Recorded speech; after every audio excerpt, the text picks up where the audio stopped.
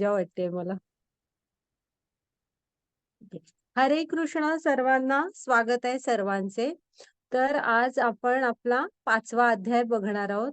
आपल्या रेश्मा माताजी नसल्यामुळे आज आमच्या वरिष्ठ माताजी, कुमुद माताजी त्यांचं स्वागत करूया. त्या आहेत आपल्याबरोबर थोडे दिवस, पुढचे 10-12 दिवस कुमुद माताजी आहेत आपल्याबरोबर, ज्या आमच्या एकदम वरिष्ठ भक्त आहेत आणि अन्वया माताजींबरोबर नेहमी असायच्या. अन्वया माताजींनी जशी मला गीता शिकवली आहे, तशी कुमुद माताजींची पण नेहमी म्हणजे मार्गदर्शन राहिलेलं आहे. तर आपल्याला त्यांचा पण सहवास मिळणार आहे यावेळेस. हां, तर आपण आपलं मंगलाचरण म्हणूया. ओम अज्ञानतिमिरान्धस्य ज्ञानाञ्जनशलाकया चक्षुरुन्मीलितं येन तस्मै श्रीगुरवे नमः. श्रीचैतन्यमनोभीष्टं स्थापितं येन भूतले स्वयं रूप कदा मह्यं ददाति स्वपदान्तिकं. वन्देऽहं श्रीगुरो श्रीयुत्पदकमलं श्रीगुरून् वैष्णवाञ्च श्रीरूपं साग्रजातं सहगण रघुनाथान्वितं तं सजीवं साद्वैतं सावधूतं परिजनसहितं कृष्णचैतन्यं श्रीराधाकृष्णपदान् सहगण ललिता श्रीविशाखान्विताञ्च हे कृष्ण करुणा सिंधो दीनबंधो जगतपते गोपेश गोपिका कांत राधा कांत नमोस्तुते. तप्त कांचन गौरांगी राधे वृंदावनेश्वरी वृषभानुसुते देवी प्रणमामि हरिप्रिये. नमा ओम विष्णुपदाय कृष्णपृष्ठाय भूतले श्रीमद्भक्ति वेदांत स्वामी इति नामिने. नमस्ते सारस्वते देवी गौरवाणी प्रचारिणे निर्विशेष शून्यवादी पाश्चात्य देश तारिणे.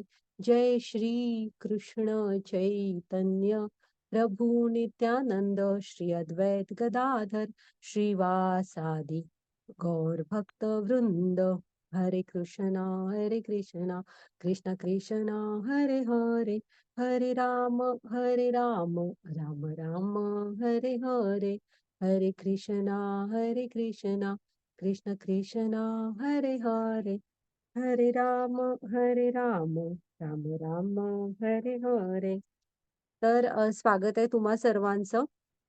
आपण आज 5वा अध्याय पाहणार आहोत. तर त्याच्या आधी आपण आपल्या इस्कॉन बंगलोरच्या राधा गोविंदांच्या चरणामध्ये प्रणाम करते. पुन्हा आपल्या प्रभुपाद स्वामींना प्रणाम करते, ज्यांनी आपल्यासाठी सोप्या भाषेमध्ये भगवद्गीता लिहिली. पुन्हा आमच्या नामादिष्ट दास प्रभूजींना प्रणाम करते, ज्यांनी हा सुंदर उपक्रम राबवला, ह्या स्लाइड्स सगळ्या बनवल्या. पुन्हा आमच्या ग्रुप हेड पूजा माताजी, त्यांना प्रणाम करते, ज्या आम्हाला नेहमी सपोर्ट करतात. पुन्हा आमच्या पूर्ण मराठीच्या टीमला प्रणाम करते. आमच्या कुमुद माताजी, आता गरज होती तर माताजी वेळात वेळ काढून आल्या. आणि तुम्ही म्हणजे अन्वया माताजी, ज्यांनी मला गीता शिकवली, त्यांना प्रणाम करते. आणि तुम्ही सगळे पण वेळात वेळ काढून वेळेवर येता, तुम्हाला सर्वांना पण प्रणाम. तर आहे ना, आपण घ्या माताजी पुढची स्लाइड. 4थ्या अध्यायात काय काय बघितलं काल ते पाहू. आणि हा जो अध्याय आहे ना, तर हा अध्याय बघा आपल्याला काय सांगतो, की कृष्ण भावनाभावित कर्म. आधी आपण 4थ्या अध्यायातलं बघू. तर कृष्णाने गीतेचा इतिहास सांगितला आणि ती कशी शिकायची आहे म्हणून सांगितली, की शुद्ध गुरु शिष्य परंपरेतून आपल्याला शिकावी लागेल. त्यांनीही म्हणजे ज्यांनी गीता म्हणजे सूर्यदेव विवस्वानांना पहिल्यांदा सांगितली, मग त्यांनी मनूंना, मनूंनी इक्ष्वाकूला. म्हणजे गीता ही नेहमी शुद्ध गुरु शिष्य परंपरेतनं पुढे आलेली आहे. तर त्यांनी जशी शिकली, आपणही ती गुरु शिष्य परंपरेतून शुद्ध शिकली तर आपल्या हृदयामध्ये उतरेल. त्याच्यानंतर वर्णाश्रम ध्येय, म्हणजे आपण बघितलं की हे जे वर्णाश्रम व्यवस्था आहे ही कशी आहे, गुणकर्म विभागशा आहे. आणि त्याचं ध्येय काय आहे, तर कृष्ण भाव प्राप्ती हे ध्येय आहे त्याचं. पुन्हा कृष्ण हे त्यांनी ती सगळी व्यवस्था लावून दिलेली आहे, पण अकर्ता आहे. त्यांनी ती व्यवस्था लावून दिलेली आहे, फॉलो करायचं आपल्यावर सोडून दिलेलं आहे. पुन्हा आपण बघितलं की कृष्णाने सांगितलं की तुम्ही ज्या भावात कृष्णाला शरण जाता त्याच भावामध्ये कृष्ण तितकं म्हणजे त्याच्यापेक्षा कितीतरी जास्त प्रेम देतात आपल्याला. हं. मग आपण कर्माबद्दल थोडं बघितलं, की कर्माची गती खूप गहन असते. तर आपण आपल्याला कृष्ण भावना भावित कर्मांशी जोडून घ्यायला हवं. हां. पुन्हा मग कृष्णाने सांगितलं, की त्यागामुळे दिव्य ज्ञानाची प्राप्ती होते आणि ही ज्ञान प्राप्त करायला आपल्याला कोणाकडे जावं लागणार? तर गुरूंकडे जावं लागणार आणि आपल्याला त्यांची सेवा करावी लागेल. नम्रतेने जिज्ञासा करावी लागेल. हां. घ्या माताजी पुढची स्लाईड. तर हा 4था अध्याय होता. आता आपण आजचा अध्याय बघू. कसं आहे ना, आता आजच्या अध्यायामध्ये हे पहिले 6 अध्याय हे कर्मयोगाचे अध्याय आहेत. कर्मांद्वारे आपण कृष्णांशी कसं जोडलं जायचंय. मग आता आपल्याला आपण 3ऱ्या अध्यायामध्ये पण कृष्णाने थोडं सांगितलं होतं, की आपण बघितलं बघा, की कर्मयोगाकडून निष्काम कर्मयोगाकडे तिथे कृष्णाने सांगितलं होतं, की तू कर्माची फळं मला अर्पण कर. हां, ते आपण आज ते डिटेल बघणार आहोत, की कृष्ण भावनाभावित कर्म करणं का गरजेचं आहे? का ती फळं आपण कृष्णांना अर्पण करायची आहेत? हे आपल्याला डिटेल हा अध्याय सांगतो. मग इथे अर्जुनाच्या मनात कसं आहे हे आपण पुढच्या स्लाइडमध्ये बघू, की कृष्ण सांगतायत, की सगळं जे काही करता हे ज्ञान योगामध्येच येतं. हां, मग हा बघा, अ, हा म्हणजे अर्जुनाचा गोंधळ आहे, की तो जर का म्हणतोय, की हे सगळं ज्ञानयोगामध्येच संपतंय, तर मग त्याला अजूनही वाटतं, की मी आपला हे करतो, वनांमध्ये जातो आणि ज्ञानाच्या मार्गावर जातो. हे युद्ध तर केलेलं म्हणजे युद्ध तर टळेल ना, युद्ध करण्यापेक्षा जर का सगळं शेवटी ज्ञानयोगामध्ये संपतंय, तर मी जातो ज्ञानयोगामध्ये म्हणजे कर्म करतो. 4 पॉइंट कालच्या अध्यायातला आहे तो श्लोक. तो तिथेच सांगितलेला आणि आपण हे मागचे रिपीट श्लोक बघूया, की ज्यामध्ये कृष्णाने सांगितलेलं आहे, की तू कर्माचा त्याग कर म्हणून आणि मग ते तो गोंधळ मी कर्माचा त्याग करू म्हणताय कृष्णा, की हे करू माझं कर्तव्य करू. असा थोडासा अर्जुनाचा गोंधळ आहे हां, बघूया आपण. माताजी वाचा तुम्ही. कुमुद माताजी संस्कृतच्या मोठ्या गाढ्या अभ्यासक आहेत आणि आपल्याला जे तुम्हाला ऑडिओ येतात ना श्लोकांचे, ते माताजींचे आहेत हां. माताजी तुम्ही वाचा. जी माताजी. हरे कृष्णा. हरे कृष्णा सर्वांना. श्लोक्रम 1. अर्जुन उवाच संन्यासं कर्मणां कृष्ण पुनर्योगं च शंससि यच्छ्रेय एतयोरेकं तन्मे ब्रूहि सुनिश्चितम्. हरे कृष्णा. तर अर्जुन म्हणाला, "हे कृष्ण, सर्वप्रथम तुम्ही मला कर्माचा त्याग करण्यास सांगता आणि पुन्हा तुम्ही भक्तिपूर्वक कर्माची प्रशंसा करता. आता तुम्ही कृपया मला निश्चितपणे सांगाल का, की या दोघांपैकी अधिक फायदेशीर काय आहे?" हां, म्हणजे मी संन्यास घेऊ म्हणजे कर्माचा त्याग. ह्याला अर्जुनाला काय वाटतंय, की संन्यास घेणं म्हणजे कर्माचा त्याग करणं. हे करू की मग मी भक्तिपूर्वक माझं युद्ध करायचं कर्तव्य करू. मला तुम्ही तन्मे ब्रूहि सुनिश्चितम म्हणजे मला यत योरेकम एक काहीतरी सांगा म्हणतोय ह्यापैकी एक असा अर्जुनाचा गोंधळ उडालेला आहे. मग कृष्ण आपल्याला काय-काय आणि पण पुढे आहे. माताजी घ्या पुढची स्लाईड. कृष्णांचं उत्तर बघूया आपण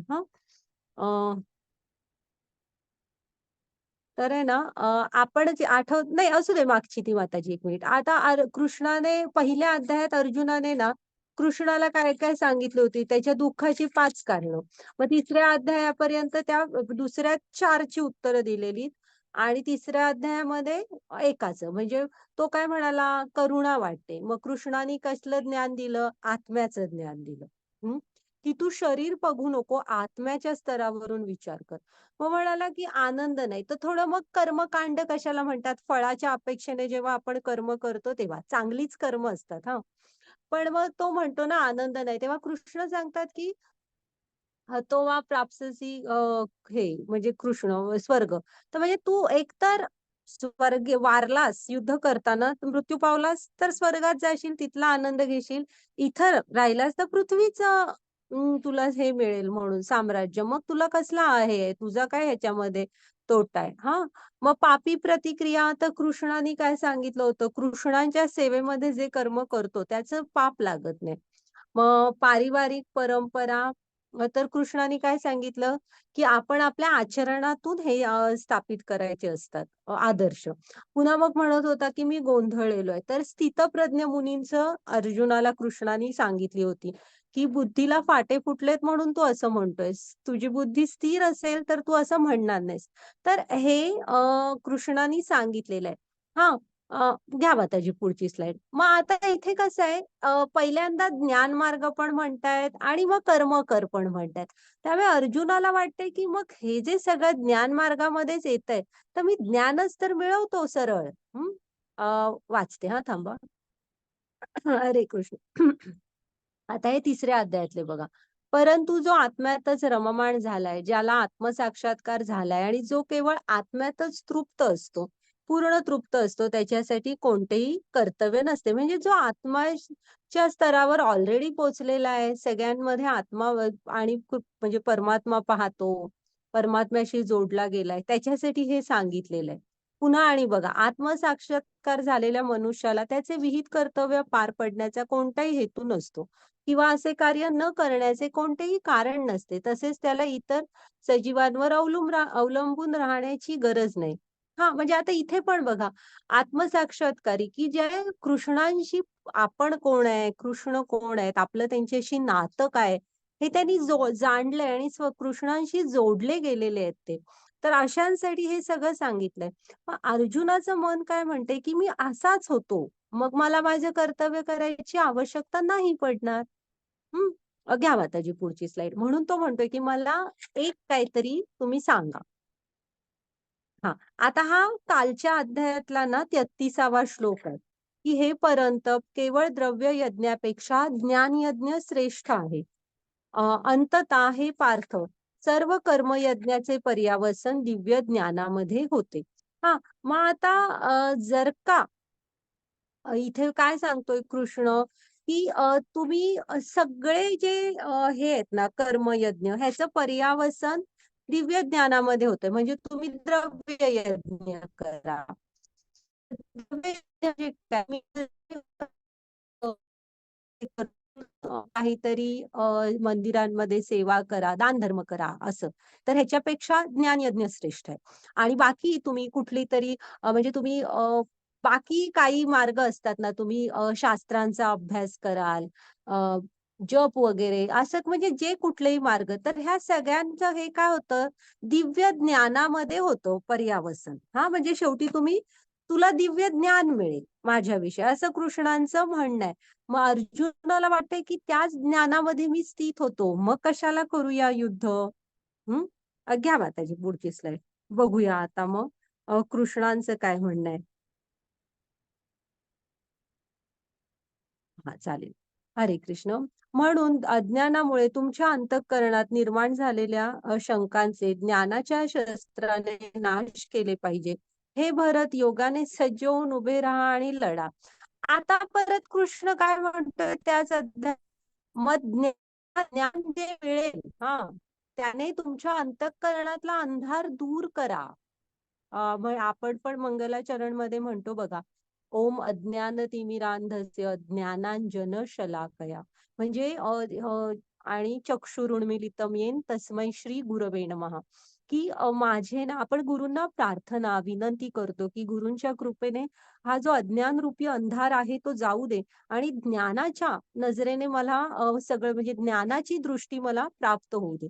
तर कृष्ण पण इथे सांगतायत बघा तुम्हाला, की ही जे ज्ञान मिळेल त्यामुळे तुमच्या अंतःकरणातला अंधार दूर करा. आणि आता हे भरत म्हणजे हा भरतवंशी होता म्हणून. अर्जुना उठ आणि सज्ज हो आणि लढ. आता परत लढ म्हणतायत हां. मग त्यामुळे हा अर्जुनाचा गोंधळ झालेला आहे. घ्या माताजी.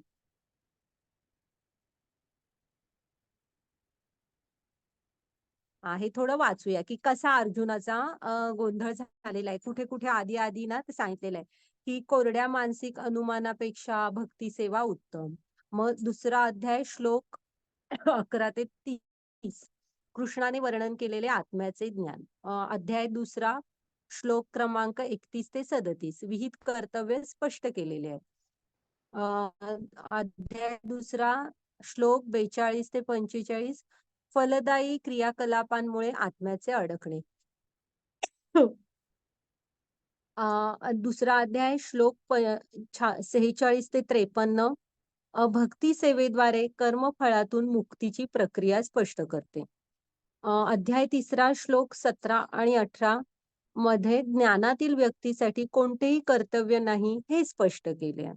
अध्याय 4 श्लोक 33 मध्ये स्पष्ट केले की सर्व यज्ञाचा शेवट हा ज्ञान प्राप्तीत होतो. सर्व कर्मयज्ञाचे पर्यावसन दिव्य ज्ञानामध्ये होते. आणि चौथ्या अध्यायाच्या शेवटीच्या श्लोकात कृष्णाने पुन्हा अर्जुनाला उठून युद्ध करण्यास सांगितले. त्यामुळे अर्जुनाचा गोंधळ पडला. त्यामुळे अर्जुन गोंधळात पडला. संन्यास घेऊ की युद्ध करू? हा, तर आता आपण जो आता बघितले ना श्लोक, कसा अर्जुनाचा गोंधळ आहे ते इथे कृष्णाने म्हणजे आपण ही स्लाइड सांगते कुठल्या कुठल्या ह्याच्यामुळे अर्जुनाचा असा गोंधळ उडालाय की मी नक्की काय करू. तर घ्या माताजी पुढची स्लाइड. आता ह्याच्यावर कृष्णांचं काय म्हणणं आहे ना ते आपण पाहूया. हरे कृष्ण. श्री भगवानुवाच संन्यास कर्मयोगश्च निःश्रेयसकरावुभौ तयोस्तु कर्म संन्यासात् कर्मयोगो विशिष्यते. कृष्ण. हरे कृष्ण. परमात्म्याने उत्तर दिले, कर्माचा त्याग आणि भक्ती हे दोन्ही मुक्तीसाठी चांगले आहेत, परंतु या दोघांपैकी भक्ती सेवेतील कार्य कर्मत्यागापेक्षा श्रेष्ठ आहे. सरळ उत्तर दिलंय बघा. मग आता इथे फाटे नाही फोडलेले कृष्णाने. की ऍक्च्युली संन्यास म्हणजे काय आहे, तर कर्माचा त्याग आणि भक्ती. मग कर्माचा त्याग म्हणजे आपण कसं गृहीत धरतो माहित आहे की तुम्ही भौतिक मधून म्हणजे सगळ्यापासून अलिप्त होणे, वनात जाणे, एकटं राहणे, ह्याला आपण जनरली कर्माचा त्याग मानलेला आहे, हो की नाही? तसा नसतो. संन्यासचा खरा अर्थ काय, तर तुम्ही भौतिक गोष्टींचा त्याग करायचा असतो. म्हणजे ह्या ज्या आपल्या आजूबाजूला इंद्रिय सुखाच्या ह्या ज्या भौतिक जंजाळ म्हणतो आपण, ह्याच्या मागे धावणं सोडून द्यायला हवं. जेव्हा तुम्हाला खरं ज्ञान मिळतं की मी कोण आहे, कृष्ण कोण आहेत, आपल्या हृदयातच आत्म्याच्या शेजारी बाबा परमात्मा आहेत आणि प्रत्येकाच्या हृदयामध्ये आहेत, ह्याला म्हणतात की आत्मसाक्षात्काराचं ज्ञान. हे जेव्हा तुम्हाला कळतं तेव्हा तुम्ही कुठेही असा तर तुम्ही त्या भौतिक जंजाळामधून अलिप्त राहता. तर तो खरा संन्यास असतो. त्यासाठी तुम्हाला असं नाहीये की सगळ्या कर्मांचा त्याग करायला हवं, एकटं वनांमध्ये जाऊन राहायला हवं, असं नसतं.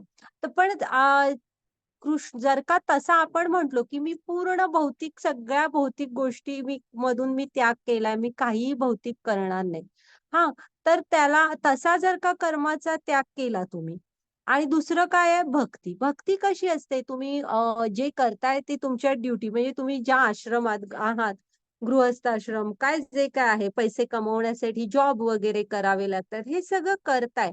पण त्यातनं वेळ ते कमावलेले पैसे थोडे मंदिरांमध्ये देतो, पुन्हा थोडासा रिकामा वेळेत आपण आवर्जून गीता भागवतमचा अभ्यास करतोय. ह्या भक्तीच्या म्हणजे भगवद्गीतेच्या ह्या ज्ञानाच्या प्रचार प्रसारासाठी तुम्ही थोडा वेळ देताय. पुन्हा छोट्या छोट्या गोष्टी मुलांना हे सगळं सांगताय, कथा ऐकताय, घरातल्यांना सांगताय. तर हे जे असं असतं ना, ह्याला म्हणायचं भक्ती. तर ह्या दोघांमधलं कृष्ण बघा काय सांगतायत की ह्या दोघांमधलं भक्ती सेवेतील कार्य हे कर्मत्यागापेक्षा श्रेष्ठ आहे. म्हणजे काही कृष्ण काय सांगतायत की तुम्हाला काय सोडून जायची गरज नाहीये, तुम्ही भक्तीमध्ये स्वतःला जोडून घ्या, ते श्रेष्ठ आहे. घ्या माताजी पुढची स्लाइड.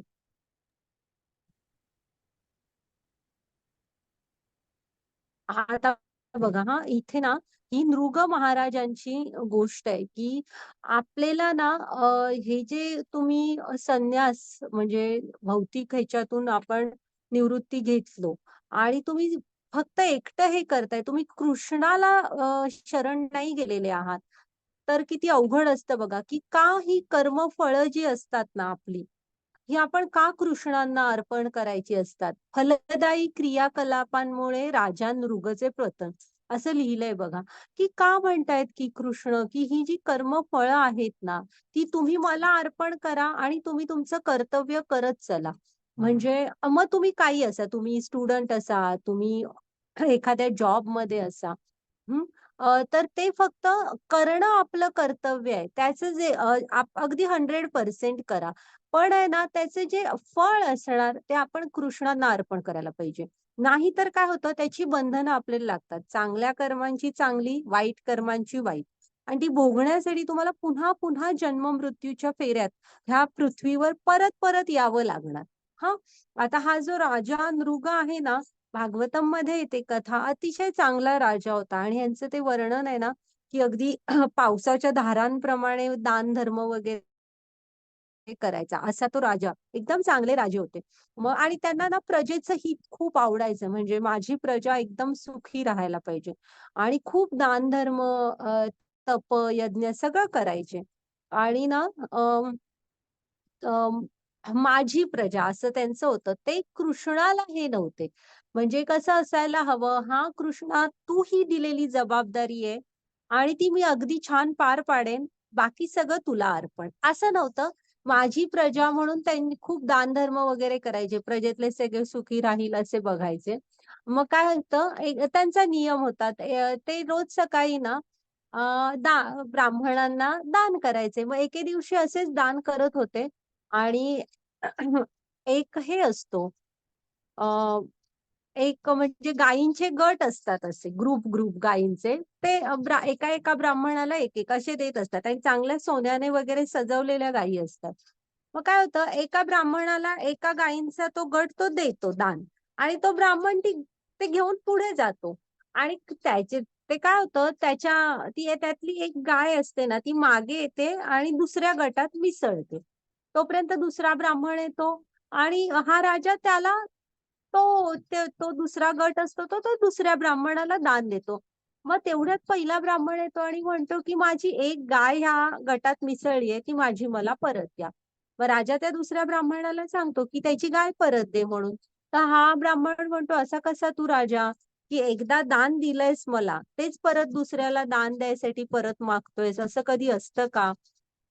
मग राजा काय म्हणतो, "ठीक आहे." पहिल्याला म्हणतो, "मी त्या गायीच्या बदली तुम्हाला दुसऱ्या भरपूर गायी देतो." तर हा म्हणतो, की "नाही, ती माझी गाय होती, माझं दान आहे, ते मला हवं आणि तीच गाय हवी." हा दुसरा ब्राह्मण म्हणतो, की "मी देणार नाही." हां, असं होतं आणि मग काय होतं, ते दोन्ही ब्राह्मण ना राजाला शाप देऊन निघून जातात. म्हणजे शाप देण्यापेक्षा ते नाराज होऊन निघून जातात दोन्ही ब्राह्मण, की हा असा कसा राजा ह्याने असं कसं दान दिलं. मग आहे ना काळ पुढे जात राहतो. यथावकाश राजा नृगांना मृत्यू येतो. मृत्यूनंतर यम सांगतात, की सर्व काही नीट आहे. फक्त एक तुमच्याकडून म्हणजे पाप कर्म झालेलं आहे. म्हणजे ब्रह्मा म्हणजे काय म्हणतात, ब्राह्मणांचा शाप आहे तो. मग तो आधी भोगणार, की स्वर्गातली सुख आधी भोगणार? तर ते म्हणतात, "तो शाप आहे तो मी आधी भोगतो." मग ते म्हणतात, की "आता तुम्हाला एका अंधाऱ्या विहिरीत ना सरडा म्हणून राहावं लागणार." आणि जेव्हा द्वापार युगामध्ये कृष्ण येतील, त्यांच्या हाताचा स्पर्श झाला की तुम्हाला मुक्ती मिळेल. मग असं त्या अंधाऱ्या विहिरीत हे खूप वर्ष असतात सरडा म्हणून. मग जेव्हा द्वापार युगात ना कृष्णांची मुलं राजवाड्यातली अशी खेळत असतात आणि ती त्या अंधाऱ्या विहिरीकडे जातात आणि विहिरीकडे वाकून बघतात, तर आहे ना त्यांना आत असा मोठासा विचित्र सरडा दिसतो. ती त्यांना बाहेर काढायचा प्रयत्न करतात, पण त्याला काही त्यांना ते जमत नाही. मग ती कृष्णांकडे येतात वाड्यामध्ये धावत राजवाड्यामध्ये आणि सांगतात, की असं-असं एक हे वेगळाच दिसणारा असा एक हे आलेला आहे. सरडा आहे आणि तुम्ही त्यांना बाहेर काढा. मग कृष्ण काय त्रिकालज्ञानी आहेत. कृष्णांना सगळं माहीत असतं.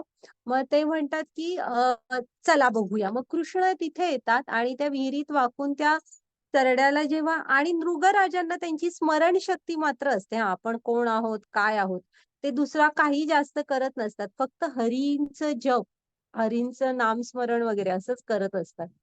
मग आहे ना, जेव्हा कृष्णाच्या हाताचा स्पर्श होतो ना त्यांना, तेव्हा मात्र राजाला ते दिव्य शरीर प्राप्त होतं आणि तो विहिरीतनं बाहेर येतो आणि ह्यांना कृष्णांना प्रणाम करतो आणि म्हणतो की हे सगळं कृष्ण तुम्ही अनंत म्हणजे ब्रह्मांड कोटी म्हणजे अनंत कोटी ब्रह्मांड नायक आहात आणि त्यांना प्रणाम वगैरे करतो आणि स्तुती करतो आणि मग कृष्णाला तर काय माहित असतं सगळं, पण विचारतो तुम्ही कोण वगैरे, मग तो सगळं सांगतो असं असं झालेलं आणि आता तुमच्या स्पर्शामुळे मला मुक्ती मिळाली. मग त्याच्यानंतर आहे ना, मृगराजा त्यांचे स्वर्गात निघून जातात. इथे पण बघा हां, हे मिळत नाही, भगवंतांचं धाम मिळत नाही, कारण ही फक्त पुण्य केलं होतं.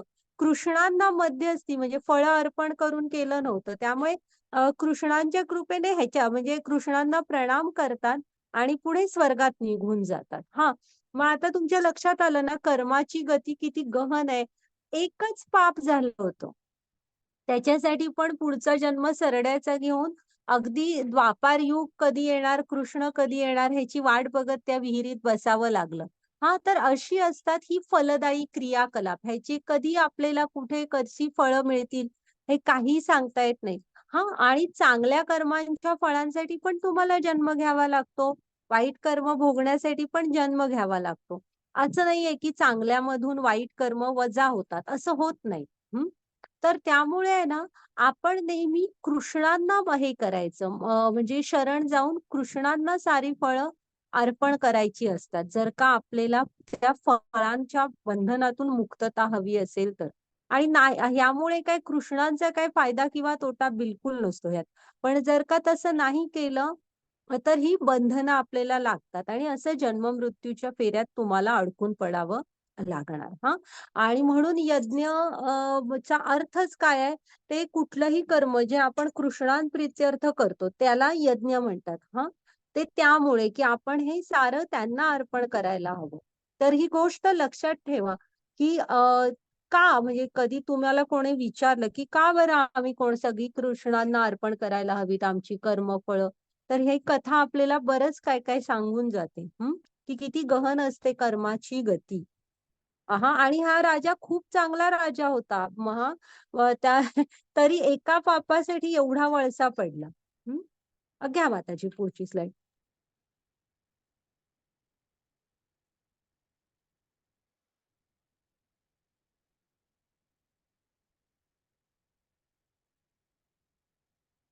हरे कृष्ण. प्रपंचिकतया तया बुद्धया हरिसम्बन्धि वस्तुनः मुमुक्षुभिः परित्यागः वैराग्यं फल्गु कथ्यते. हरे कृष्ण. हां. तर आहे ना, तुम्ही आपण आहे ना, कसं हे लक्षात ठेवा हा पण श्लोक. श्लोक की मोक्ष प्राप्तीसाठी आसुसलेले लोक जेव्हा परमात्म्याशी संबंधित गोष्टींचा त्याग करतात व असे मानतात की त्या भौतिक आहेत. अ, त्यांचा त्याग अपूर्ण असा मानतात किंवा समजला जातो हां. तर तुम्ही अ, हा त्याग बघा अपूर्ण आहे असं म्हटलेलं आहे. हे ॲक्चुअली भक्ती रसामृत सिंधू मधला ना हा हे आहे, की हा जो श्लोक आहे ना तो आहे. ते कसं आहे तुम्ही अ, अशी गरज नाहीये की तुम्ही हे सगळं भौतिक हे सगळं खोटं आहे. ह्याच्याशी सगळ्याशी मी संबंध तोडणार आणि मी एकटा वनात जाऊन बसणार. हां, ह्याला अपूर्ण त्याग म्हणतात. फल्गू वैराग्य म्हणतात ना, तसं. आपल्याला युक्त वैरागी व्हायचंय. कसं? आपले प्रभुपाद स्वामी होते ना, तसं. एकट्याचा उद्धार करणं हे आपलं ध्येय नसायला हवं. तर आपलं त्यांनी बघा माताजी पुढची स्लाईड घ्या हो. तर प्रभुपाद स्वामींनी बघा कसं हे केलं म्हणजे हां, वाचा, वाचायची. हां, आधी वाचूया. हरे कृष्ण. कर्मयोग की कर्म संन्यास. नेय स नित्य संन्यासी यो न द्वेष्टि न कांक्षति निर्द्वंद्वो हि महाबाहो सुखम बंधात प्रमुच्यते. हरे कृष्ण. हरे कृष्ण. जो आपल्या कर्माचा द्वेष करत नाही किंवा त्याच्या फळाची इच्छाही करत नाही, तो सदैव संन्यासी समजला जातो. हे पराक्रमी अर्जुना, सर्व द्वैतांपासून मुक्त झालेला असा मनुष्य भौतिक बंधनांवर विजय मिळवून पूर्णपणे मुक्त होतो. हा खरा म्हणजे तुम्ही हे सगळं भौतिक आहे, मी ह्यापासून अलिप्त राहणार. ह्याला हे खरं हा अपूर्ण हे झालं संन्यास. पूर्ण योग खरा योग कर्मयोगी कोण किंवा खरा संन्यास कुठला आहे बघा, कृष्ण इथे सांगतायत, की तुम्ही आपल्या कर्माचा द्वेष करू नका. तुमच्या वाटणीला जे तुमचे कर्तव्य आलेलं आहे ना, ते द्वेष न करता, मला हे आवडतच नाही, मला हे आवडत नाही, असं नाही. त्या तुमच्या जबाबदाऱ्या आहेत ना, तर त्या तुम्ही पूर्ण करायला हवं. हं. आणि त्याच्याविषयी फळाची इच्छा धरू नका. जेव्हा गृहस्थ आश्रम आपण स्वीकारतो, तेव्हा आपली मुलं ही कृष्ण भावनाभावित जीवन कसे जगतील, कृष्णांची कशी जोडली जातील, हे आपण बघायला हवं आणि त्यांना चांगल्या प्रकारे मोठं करायला हवं. त्याच्यापुढे ती जेव्हा स्वावलंबी होतील, तेव्हा त्यांची त्यांची बुद्धी आहे. मग ती त्याच्याप्रमाणे कसे वागतील ह्यावर आपण हे करू नाही शकत. म्हणजे आपली जबरदस्ती नाही असणार. शेवटी ते त्यांचे निर्णयही ती घेणार आहेत. हां, त्यामुळे असं सगळ्यांच्याच बाबतीत फळामध्ये आसक्त न होता आणि तुमच्या कर्मांचा द्वेषही न करता हे सगळं ना जेव्हा आपण करतो, त्याला कृष्ण काय म्हणतायत, तो सदैव संन्यासी समजला जातो. हां, आणि असा माणूस जो असतो ना, तो सर्व द्वैतांपासून मुक्त असतो आणि तो भौतिक बंधनांवर सहज विजय मिळवू शकतो. म्हणजे तो भलेही भ भौतिकतेमध्येच राहील, कुठून काही सोडून जाणार नाही, पण मनातून पूर्ण वैराग्य. आणि मी सांगितलं ना, हां, जी आहेत आपल्या ड्युटीज, रिस्पॉन्सिबिलिटीज ह्या सगळ्या पार पाडत त्यातच कृष्णांच्या कथा ऐकेल, सांगेल, मंदिरात जाऊन सेवा करेल. असं सगळ्यामध्ये तो कृष्णांशी स्वतःला जोडून घेईल. हां, आणि भौतिकतेमध्ये राहून सुद्धा अलिप्त असेल भौतिकतेपासून. तर असा असतो ना, त्याला कृष्ण संन्यासी म्हणतायत बघा. हां, घ्या माताजी आणि इथे अर्जुनाला पण ते सांगतायत, की युद्ध करणं हे तुझं कर्तव्य आहे आणि तू आहे ना, त्याचा हे करू नको, द्वेष करू नको. आता इथं बघा, ही नामाचार्य हरिदास ठाकूरांची ही गोष्ट आहे. हां, म्हणजे कितीही भौतिकतेमध्ये असले तरी भक्त हे भक्तीचा मार्ग कधीच सोडत नाही. ते घट्ट कृष्णांशी जोडलेले असतात. ते नाम म्हणजे हरिनामाशी इतके जोडलेले असतात ना, ती परिस्थिती कशीही असू दे, ते कधीच ते सोडत नाहीत. हे आपले जेव्हा चैतन्य महाप्रभू होते ना, तेव्हाच हे नामाचार्य हरिदास ठाकूर चैतन्य महाप्रभूंनीच त्यांना ही नामाचार्य ही पदवी दिली होती. ते रोज 3 लाख महामंत्राचा 3 लाख जप करायचे. हां, मुस्लिम होते ते आणि पूर्ण हे झाले होते. बघा ते कसे आहेत. हां, म्हणजे पूर्ण जप वगैरे करायचे असे पूर्ण सगळं भक्त झाले होते.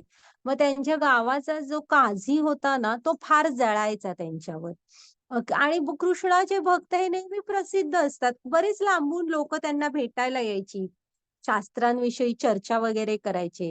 ह्याला जळायला व्हायचं, की ह्याच्याकडे माझ्याकडे कोण येत नाहीये आणि हा एकतर धर्म बदलला, त्याचा त्रास होता. दुसरं ह्याच्याकडे काय कसल्या शास्त्रांची चर्चा करायला येतात, माझ्याकडे कोण येत नाही, असे जेलसी. मग हा काय करतो अशा कसं असतं समाजात भक्तांना एक मान असतो ना, मग तो घालवण्यासाठी हा काय करतो एका वेश्येकडे जातो. तिला पैसे वगैरे भरपूर देतो आणि सांगतो, की "तू असं कर, संध्याकाळी त्याच्याकडे जा आणि रात्रीपर्यंत तिथंच थांब आणि पहाटे-पहाटे निघून ये आणि सरळ कचेरीवर जा. मी पण येतो आणि मग पुढचं माझं मी बघतो." हां, मग ही जाते, पैसे वगैरे घेते, जाते आणि नामाचार्य हरिदास ठाकूरांना सांगते, की "मला थोडं तुमच्याशी बोलायचंय." मग ते म्हणतात, "तुम्ही असं करा, व्हरांड्यामध्ये थोडा वेळ बसा. मी माझा जप उरकतो आणि मग आपण बोलू." आणि मग संध्याकाळची रात्र होते, रात्रीची पहाट होते, तरी त्यांचा जप सुरूच असतो. बरं आता ते रोज 3 लाख जप करायचे. हां, शुद्ध वैष्णव होते. मग आहे ना दुसऱ्या दिवशी मग ती म्हणते असं-असं झालं. मग ते म्हणतात आता मी दुसऱ्या दिवशी येते. मी दुसऱ्या दिवशी येते, पुन्हा ते म्हणतात, "थोडा वेळ वाट बघा हां." आणि पुन्हा तसंच संध्याकाळ होऊन रात्र होते. दुसरा दिवस पहाट होते. तरी पण नाही ते हे करत. मग ही दुसऱ्या दिवशी पण जाते. तिसऱ्या दिवशी पण सेम असंच होतं. मग ही खूप देखणी अशी असते. सौंदर्याचा जरा अभिमान असतो. मग ती त्यांना म्हणते, की मी सलग 3 दिवस तुमची वाट बघते. आजचा तिसरा दिवस आणि आज पण पहाट झाली तरी तुम्ही मला बोलला नाहीत माझ्याशी. मी कधी पुरुषांसाठी थांबत नाही. पुरुष माझ्यासाठी रांगा लावतात. असं ती त्यांना म्हणते आणि तुम्ही कोण आहात? की म्हणजे मी एवढी तुमची वाट बघते आणि तुम्ही एकदा एक नजर उचलून सुद्धा माझ्याकडे बघितले नाहीत. म्हणजे तिला रागही येत असतो आणि आश्चर्य पण होत असतं, की असं ह्यांना काय माझ्यापेक्षा म्हणजे ह्या सुखापेक्षा वेगळं सुख मिळालंय, की जे माझ्याकडे ढुंकून पण बघितले नाहीत. मी तयार होते तरी हे बघितले नाहीत. मग ना तेव्हा ना ते तिला सांगतात, की तुला तू म्हणजे मला नामाची गोडी प्राप्त झालेली आहे. भक्तीची गोडी प्राप्त झालेली आहे. मग ती म्हणते, "मला पण हवंय हे ज्ञान. मला हवाय तो आनंद किंवा ते अनुभव, की तुम्ही एवढं कशाचा आनंद घेताय? हा कसला आनंद आहे? तो मला अनुभवायचा आहे." मग ते म्हणतात, "तुला त्यासाठी हे सगळं सोडावं लागणार. तू अ, असं कर, ही तुझी जी संपत्ती आहे ती सगळी दान करून टाक. आणि तुझे हे केस आहेत ते कारण केस वगैरे आपले हे असतात. आपलं त्याच्यामध्ये खूप मन असतं ना, मग ते हे सगळे केस वगैरे कट कर. आणि एक मी सांगतो तसं एक शुद्ध वैष्णवीचं आयुष्य तुला जगावं लागणार. ती ते सगळं करून त्यांच्याकडे परत येते आणि मग ते सांगतात, की मग ते तिला आपला महामंत्र सांगतात आणि त्याप्रमाणे आयुष्य जगायला सांगतात. आणि मग नामाचार्य हरिदास ठाकूर तिथून निघून जातात आणि ते म्हणतात, की "तू इथं थांब." आणि त्याच्यानंतर ती पण शुद्ध वैष्णव भक्त बनते. हां. तर बघा म्हणजे इथे बघा भौतिकतेमध्येच होते ना नामाचार्य हरिदास ठाकूर. ती तर समोर आली होती स्त्री. पण त्यांनी तो त्यांचा मार्ग नाही सोडला. त्यासाठी ते कुठे वनात वगैरे जाऊन नव्हते राहिले. तिथंच होते आणि खूप छान आहे ह्यांचं चरित्र. चैतन्य चरितामृतमध्ये कथा येते. किती लोकांनी त्रास दिला ह्यांना माहितीये. तरी पण हरिनाम सोडलं नाही त्यांनी. तर हा खरा संन्यास, ही खरी वैराग्य आहे हां. घ्या माताजी पुढची स्लाईड. म्हणजे तुमच्या लक्षात आलं ना, त्यासाठी तुम्हाला काही कुठं कर्तव्यांचा मार्ग सोडून नाही चालणार. कर्तव्य ही जीवनात करावीच लागणार आपल्याला. हां, वाचा माताजी. हरे कृष्ण. ब्रह्मण्यादाय कर्माणि संगम त्यक्त्वा करोति यः लिप्यते न स पापेन पद्मपत्रम् इवाम्भसा. हरे कृष्ण. हरे कृष्ण. जो मनुष्य आसक्तीशिवाय आपले कर्तव्य करतो, परमात्म्याला समर्पण करतो, त्याच्यावर पाप कर्मांचा प्रभाव पडत नाही. जसे कमळाच्या पानाला पाण्याचा काय स्पर्श होत नाही असं असणार. तर इथे ना कमळाचं उदाहरण दिलेलं आहे पहा. हे कमलपत्र पाण्याने स्पर्शिले जात नाही, तद्वत पापाने प्रभावित होत नाही. तर कमळाचं इथे उदाहरण दिलेलं आहे. भक्ताने कमळासारखं असायला हवं. कमळ बघा, आधी एकतर कमळ चिखलाच्या पाण्यामध्येच येतं. दलदल असते ना, तिथेच असतं. अ, मग आहे ना, त्याचे ते खालचं जे मूळ असतं, ते चिखलातच असतं ना, त्यातनंच हे फूल असतं, हे वर येतं. हां, म्हणजे चिखलातून आलंय, मान्य आहे, जन्मलंय ते चिखलामध्ये, पण ते चिखलाचा भाग बनत नाही बघा. इतकं सुंदर असतं, त्याचा सुगंध पण किती छान असतो, पण ते चिखलापासून पूर्ण अलिप्त असतं वरती. पुन्हा आता त्याच पाण्यामध्ये ही पानं असतात कमळाची.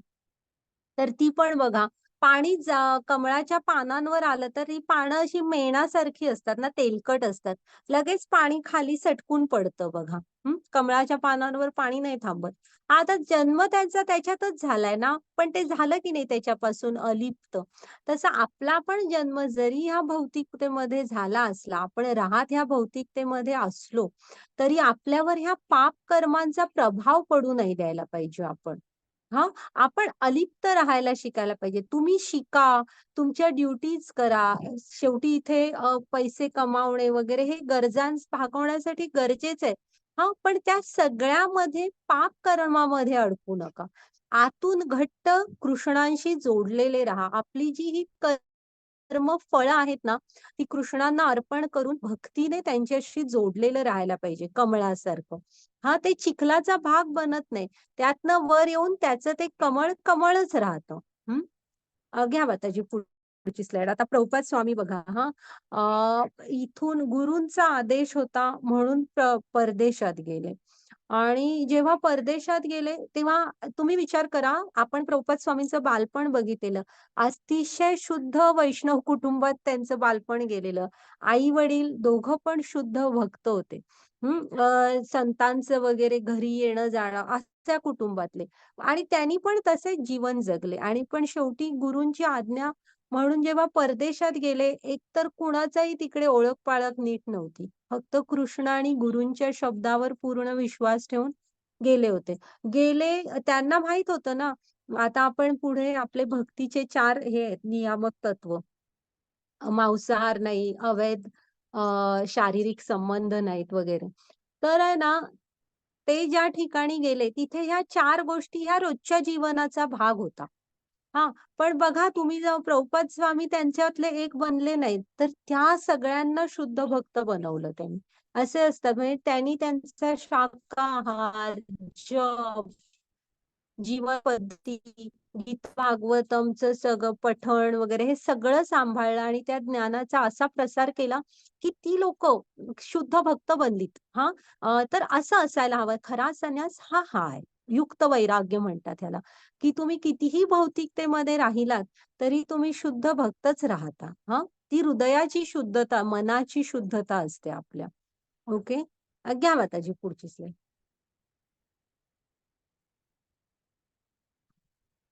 हरे वाचा मग. कृष्ण. विद्या विनय संपन्ने ब्राह्मणे गविहस्तिनि शुनि चैव शपाके च पंडिता समदर्शिनः. हरे कृष्ण. हरे कृष्ण. तर आहे ना, हा श्लोक तुम्ही लक्षात ठेवा. हा श्लोक आपल्याला पुन्हा-पुन्हा येणार. आता ना इथे नम्र ह्या शब्दाचा अर्थ ह्याचं स्पष्टीकरण पण वाचा. नम्र ह्या शब्दाचा अर्थ विचारला, तर आपण आता तुम्ही सांगा तुम्हाला काय वाटतं नम्र म्हणजे काय?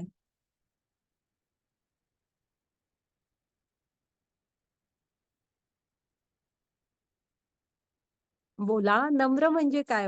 नम्र म्हणजे आपण काय गृहीत धरतो?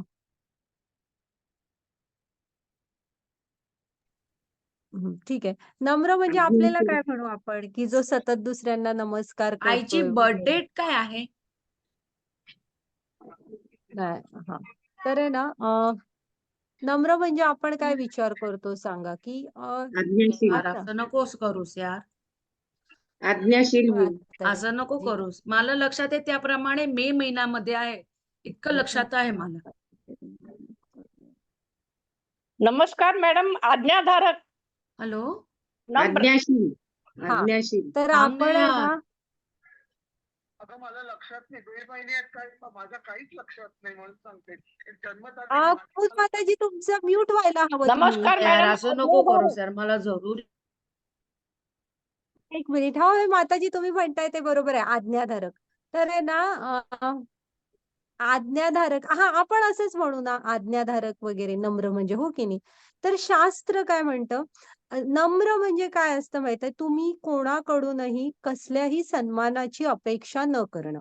आणि प्रभुपाद स्वामी म्हणतात ज्ञानाची पहिली पायरी असते की तुम्ही नम्र व्हायला हवं.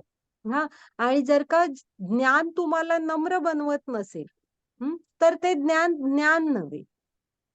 त्यामुळे ज्ञानाची पहिली पायरी आहे, की तुम्ही हे म्हणजे कुणाकडूनही कसल्याही मान, सन्मान ह्याची अपेक्षा न ठेवणे, ह्याला नम्र म्हणतात.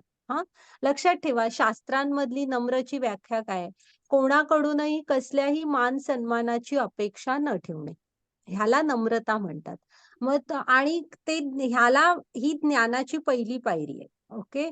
मग कसं असतं ना इथे नम्र ऋषी कोण आहेत ते सांगितलेलं आहे. अतिशय छान श्लोक आहे हा, की जो खरा नम्र असतो ना, तो एक गाय, एक कुत्रा, एक ब्राह्मण, एक हत्ती आणि एक चांडाळ. चांडाळ असा शब्द आहे तिथे. हां, ह्या सगळ्यांना समदृष्टीने बघतो. आता बघा ह्यांच्यामध्ये काय सम आहे, की एक म्हणजे एक ब्राह्मण, हा, एक गाय, एक हत्ती, एक कुत्रा आणि एक चांडाळ, ह्यामध्ये काय समान आहे? पण ते त्यांना समदृष्टीने बघतात. तर ते काय बघतात सांगा? ते फक्त आणि फक्त त्यांच्या हृदयातल्या परमात्म्याला बघतात, वरचं शरीर बघत नाही. ह्याला म्हणायचं तुम्ही खरा नम्र असणं.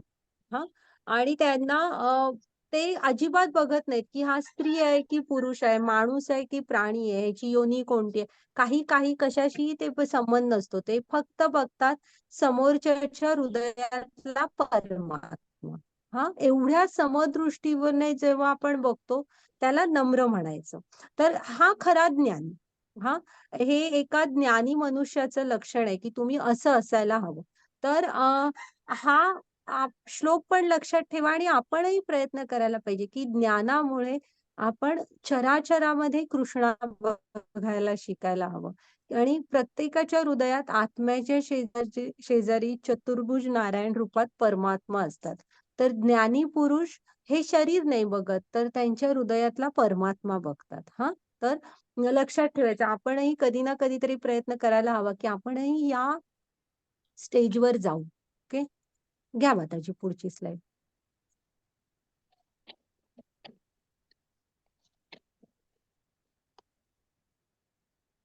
पाच 5.18 श्लोक लक्षात ठेवा. हा हा 5.18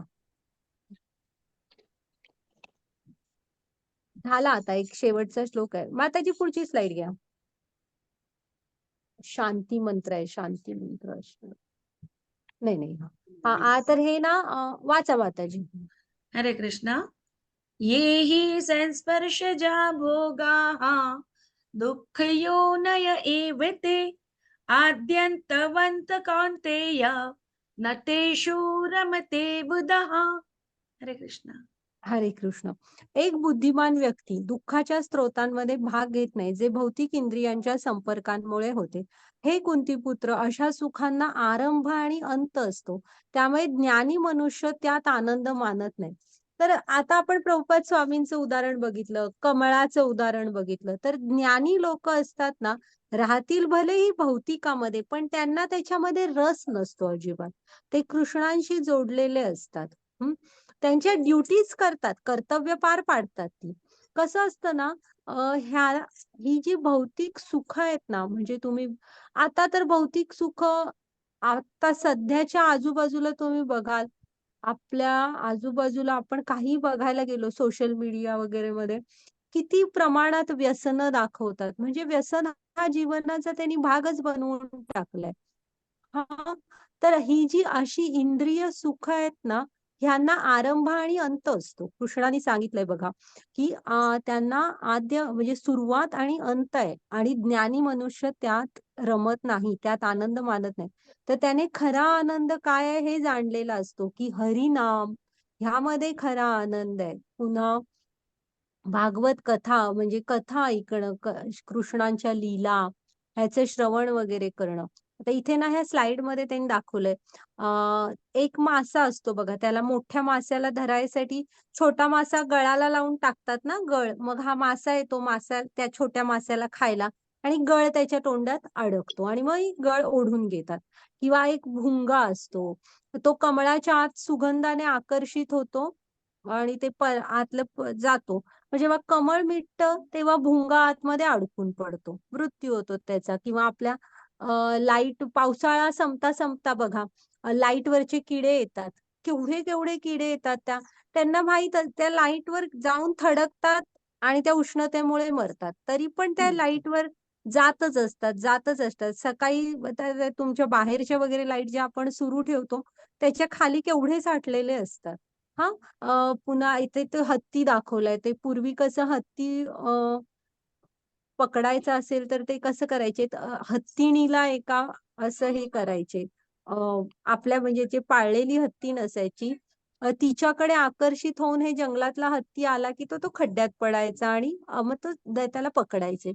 तर असं म्हणजे ह्या असं आहे की तुम्ही भौतिक सुख जी आपण म्हणतो ना, ती ही अशी आहेत बघा की ही दुःखाचे स्त्रोत आहेत. कृष्ण म्हणतो तुम्ही यांना ज्ञानाच्या नजरेतनं बघितलात तर ती खरं तर दुःखाचे स्रोत आहेत. किती व्यसनं करणार आहात सांगा? शेवटी ते शरीर मृत्यू ठीक आहे. अशी सांगतात व्यसनं करणारी सगळी, की जायचंच आहे, एक दिवशी मरायचंच आहे, मग व्यसनं करून.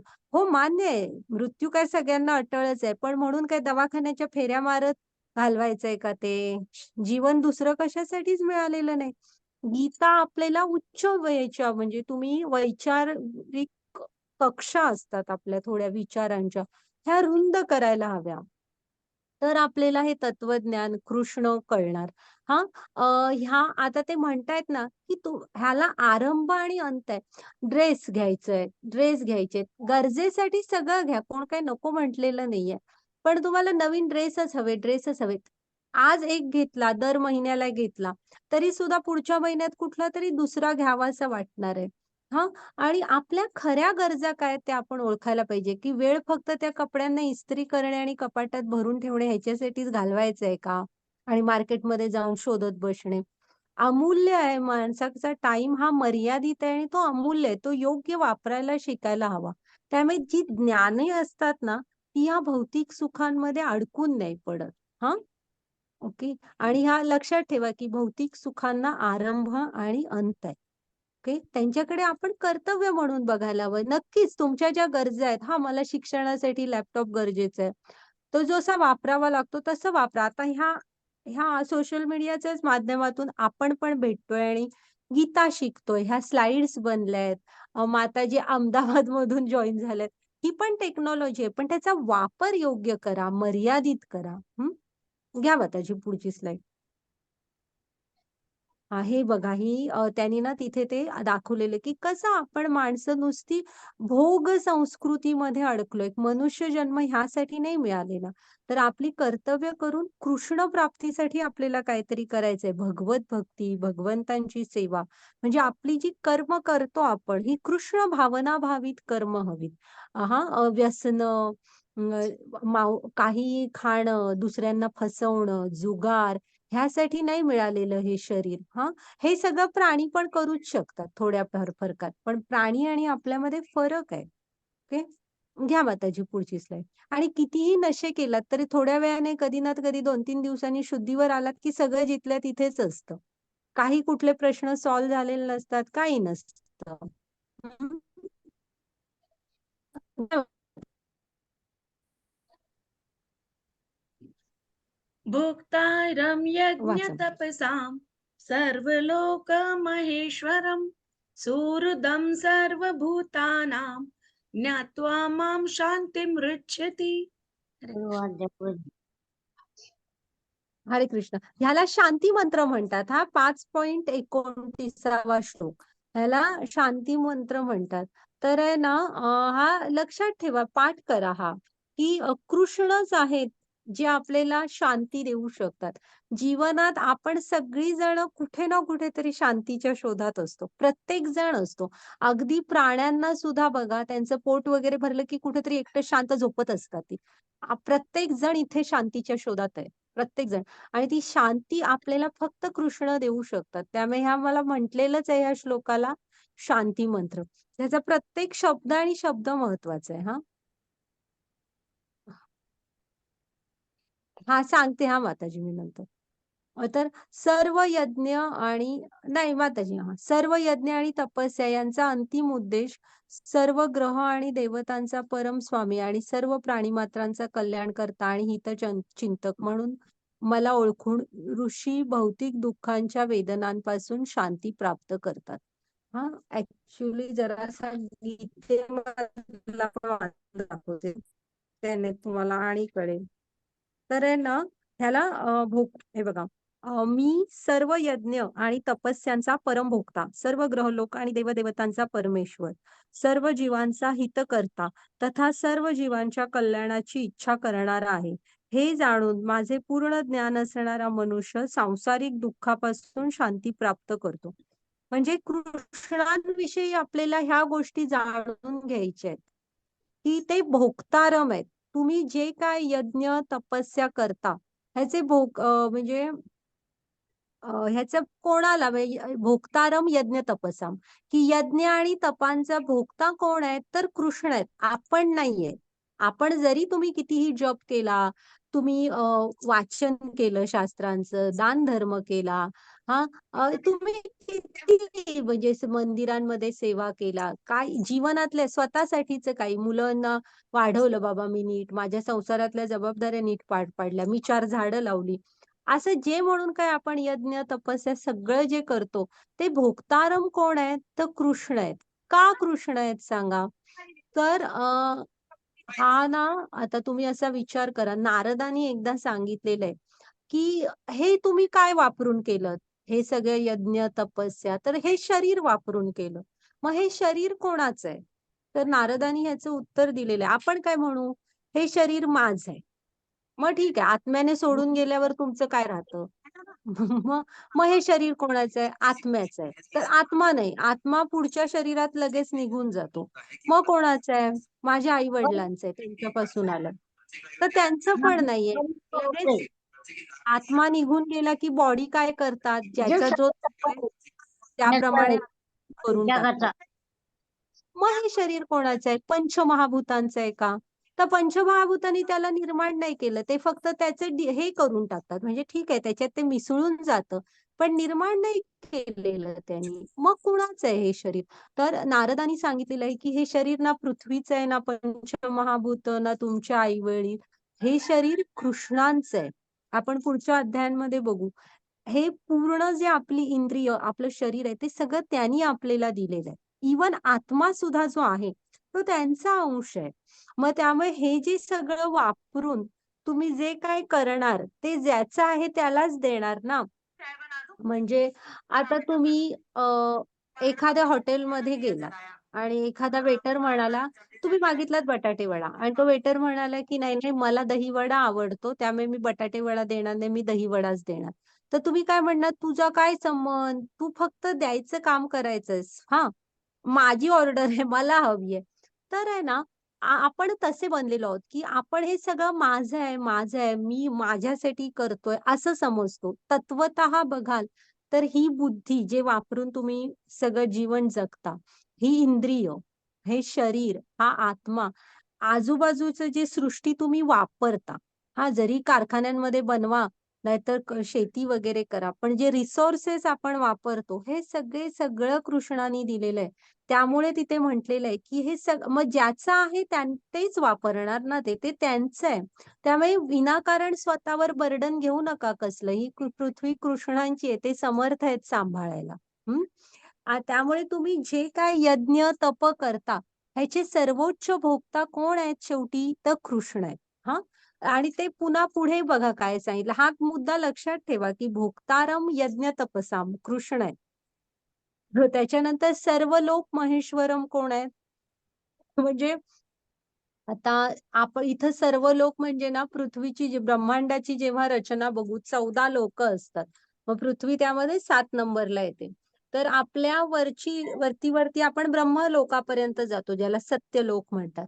तर फक्त पृथ्वीचेच नाही, अशा सगळ्या ह्या लोक जेवढी म्हणून आहेत, त्या प्रत्येक ब्रह्मांडातल्या या सगळ्या लोकांचे महेश्वरम, ईश्वर कोण आहेत, परम, तर कृष्ण आहेत. हा, सर्व लोक महेश्वरम, फक्त पृथ्वीचे नाही आहेत ते, सगळे म्हणून जे कुठले लोक आहेत सगळ्या ब्रह्मांडांमध्ये मिळून, त्या सर्वांचे ईश्वर कोण, कृष्ण आहेत. हा, सुहृदम सर्व भूतानाम. आणि ते कसे आहेत, एवढं सगळं आपल्याकडे थोडस जरी आलं तरी आपण किती अहंकारात बुडतो, हे सगळं माझं आहे, माझ्यामुळे आहे, मी आहे म्हणून सगळं आहे. ते बघा कसे आहेत. तर एवढं सगळं असून सुहृदम सर्व भूतानाम, हा, की सर्व प्राणी मात्रांचे कल्याण करता आणि हितचिंतक आहेत. कृष्ण तुमच्यासाठी जे काय करतील ते तुमच्या अंतिम हिताचंच असणार आहे. आणि फक्त आपल्या मनुष्यांसाठी नाहीये ते, सुहृदम सर्व भूताना, म्हणजे हितचिंतक, कल्याण करता, जवळचा मित्र, असं तेच कुणासाठी आहेत, सगळे म्हणजे मनुष्य नाही तर इथे जे जे म्हणून प्राणी मात्र आहेत ना, त्या सगळ्यांचेच ते सुहृदम सर्व भूतानाम आहेत. असं नाही फक्त माणसांवरच प्रेम आहे, मग प्राण्यांबरोबर आपण कसंही वागायला रिकामं झालोय. बघता ना तुम्ही, प्राण्यांवर आपण किती अन्याय करायला लागलोय. त्यांना कत्तलखान्यांमध्ये वगैरे नेतो किंवा वाढवताना पण कसं त्यांना वाढवतात, काय तर तसं नाही. तुम्ही सगळ्यांमध्ये कृष्णांची म्हणजे कृष्णांचं सगळ्यांवर प्रेम आहे. ते सुहृदम सर्व भूतानाम आहेत. लक्षात ठेवा हा ते पण. आणि मग कृष्णांना असा जो जाणतो ना, त्याला कृष्ण काय म्हणतात? ज्ञानी. हे बघा, हे जाणून माझे पूर्ण ज्ञान असणारा मनुष्य सांसारिक दुःखांपासून शांती प्राप्त करतो. जेव्हा कृष्णांबद्दल तुम्ही असं सगळं जाणता, तेव्हा आपण आपोआप कृष्णांशी जोडले जातो. आणि मग ह्या सांसारिक ही जी दुःख आहेत ना आपल्याला, ह्यामधून आपण बघू आदिदैविक, आदिभौतिक, आदी आध्यात्मिक अशी सगळी दुःख आहेत. पुन्हा जन्म, मृत्यू, जरा, व्याधी ही पण सांसारिक दुःख आहेत. तर ह्या सगळ्यांमधून ही भौतिक जगत आहे, ह्या सगळ्यामध्ये ही जी दुःख आहेत ना, ह्यामध्ये तुम्ही शांती प्राप्त करा. मग ती शांतता तुम्हाला दुसरीकडे कुठे शोधायची गरज नाही पडणार भौतिकतेमध्ये. एकदा कृष्णांना असं भोक्तारम यज्ञ तपसाम सर्वलोक महेश्वरम सुहृदम सर्वभूतानाम ज्ञात्वा माम शांतिमुच्यति. तर तुम्ही हे म्हणून कृष्णांना जाणलात की आपोआप त्यांच्याशी जोडले जाल आणि ह्या अनुभवायच्या गोष्टी आहेत आणि ती शांती जी बाहेर शोधत असाल ती आपोआप तुमच्यामध्ये येणार. ती बाहेर शोधायची बिलकुल गरज नाही पडणार. हा श्लोक लक्षात ठेवा त्याचा आणि पण जरासं वाचा. आणि कृष्ण काय आहे तत्वत आहे जाणा. ओके, झाला आपला आजचा अध्याय. माताजी पुढे बघा, स्लाइड आहे का? तर आणि आता आलं ना हे कृष्ण भावना भावित कर्म असंच या अध्यायाचं नाव होतं. आणि आहे बघा, म्हणजे आपण काय काय बघितलं बघा की संन्यास की कर्मयोग असं अर्जुनाने विचारलेलं. तर कृष्णाने काय सांगितलं? भक्ती सेवेमध्ये केलेलं कर्म हे श्रेष्ठ आहे. म्हणजे संन्यास म्हणजे काय असतं? तुम्ही एकटेच जाऊन वनात राहणार, म्हणजे फक्त एकट्यापुरतं बघताय तुम्ही आणि तुमच्या कर्तव्यापासून आणि लांब जाताय, तसं नाहीये. आणि मग पुढे कृष्णाने सांगितलंय ना निष्काम कर्म, म्हणजे कृष्ण भावना भावित कर्म करायला हवं, तर बंधनातून मुक्त होणार. नाहीतर नृग महाराजांचं बघितलं ना आपण. आणि आपल्याला सर्वोच्चावर लक्ष केंद्रित करून मुक्ती म्हणजे शांती मंत्र बघितला बघा आपण. आणि ज्ञानी माणूस कोण असतो ते पण बघितलं की जो एक कुत्रा, गाय, ब्राह्मण, चांडाळ ह्या सर्वांना सम बघतो. तर ते त्यांच्या हृदयातला परमात्मा बघत असतात. आणि कृष्णाला आपण काय म्हणून ओळखायचंय? भोक्तारम यज्ञ तपसाम सर्वलोक महेश्वरम सुहृदम सर्वभूतानाम, असं आपल्याला कृष्णांना ओळखायचंय. तर आपल्याला आपोआप ह्या भौतिकतेमध्ये शांती प्राप्त होईल. आणि आपल्याला कृष्णांना फळ अर्पण करून हे कृष्ण भावनाभावित जीवन शी जोडून घ्यायचंय आपल्याला. ओके, घ्या. नाही माताजी, रेकॉर्डिंग स्टॉप करा. झाला आपला अध्याय. तुम्हाला काय प्रश्न असले तर विचारा. हरे कृष्ण.